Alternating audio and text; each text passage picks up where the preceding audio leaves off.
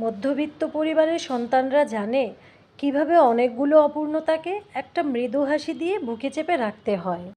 ধনী খোঁজে টাকা, গরিব খোঁজে খাদ্য, আর মধ্যবিত্ত খোঁজে একটুখানি সম্মান। ইচ্ছেগুলো পূরণ হয়নি বলে কখনো মন খারাপ করি না, কারণ আমি ভুলে যাইনি আমি মধ্যবিত্ত।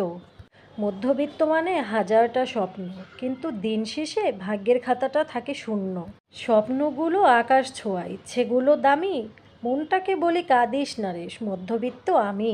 মায়ার এই শহরে স্বপ্ন দেখা বারণ, মধ্যবিত্ত আমি এটাই মূল কারণ।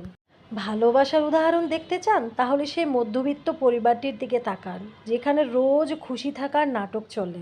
একমাত্র মধ্যবিত্ত ঘরে জন্ম নিলেই বোঝা যায় স্বপ্ন পূরণ করা কতটা কঠিন। আমার স্বপ্নগুলো প্রতিদিন পাল্টায়, কারণ আমি মধ্যবিত্ত পরিবারের সন্তান।